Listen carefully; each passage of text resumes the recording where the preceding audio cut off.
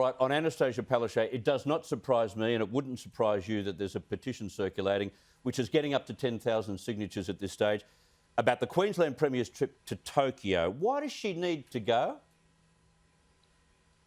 Well, look, a bit of background. The people who pushed for Brisbane to have the Olympics were the mayors of South East Queensland, led by then Lord Mayor of Brisbane, Graham Quirk. The Premier never wanted to know anything about it, never got involved. And I think someone's gone on, hey, Premier, look at this polling.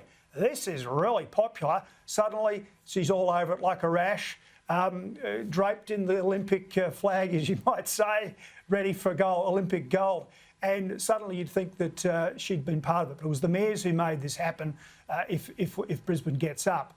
And so, you know, there we had the spectacle of the Premier and the Deputy Premier, Mr Miles, last week saying that we needed to cut, and then essentially forcing nationally a cut to inbound travellers because of the inability to handle the COVID cases or COVID quarantine requirements. But then again, it's okay. I should still be allowed to go to Tokyo because I have to be there to hear the great news that Brisbane's won the games. Well, nonsense. This is where the rubber hits the road. Look, the Premier's getting a reputation of being the high priestess of hypocrisy. Need I also remind people, just in the last few weeks, this is the person who was busy saying, go and get vaccinated, but then really didn't bother to get the vaccine that was appropriate for her age group at the time, being AstraZeneca, and then came up with all sorts of excuses. It's do as I say, not as I do when it comes to Annastacia Palaszczuk, I'm afraid, Chris. Yeah, I want to digress for a second, Campbell, and you'll be interested in this. The NRL, on that subject that I brought our viewers a little earlier, and the breach of protocol for COVID at that party at Shell Harbour, the NRL has just announced a total of 368, I think it is. Is that the number? 368, yeah. $368,000 in fines to be accumulated and paid for by those 12 players. I don't have the full details beyond that, but I would have thought on top of that, they're probably deserving of a few suspensions. What are your thoughts?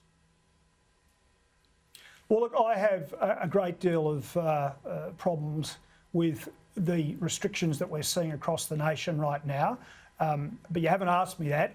Given that those restrictions are in place, they apply to all without fear or favour, and it's good if the NRL are imposing penalties on their players that don't set an example.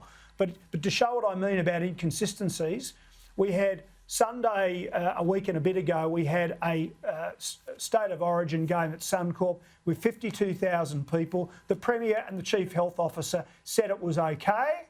12 hours later, they're talking up a crisis like it's Armageddon. I mean, look, it could have been a meteorite about to hit the Earth, a termination event. We then had a lockdown, but and you know, weddings are cancelled, you know, birthday parties, people can't dance.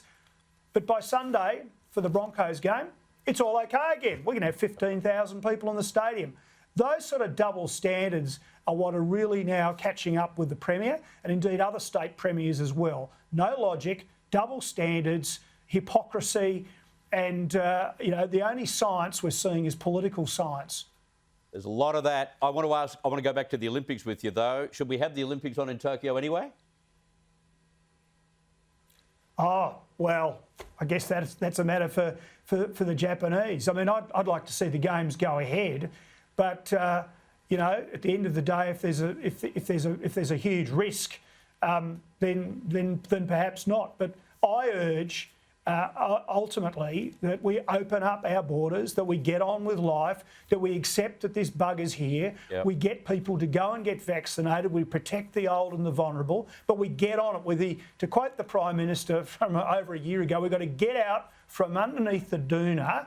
And contrary to what the Premiers and the Prime Minister did last week, we need to open up the borders, have proper, well-controlled, well-run quarantine in central facilities and indeed in hotels, but get it going so that trade and commerce, but perhaps even more importantly, people can continue their relationships with their loved ones. People who've been isolated for a year and a half or more from their families and friends overseas. Grandparents who've never held their grandkids.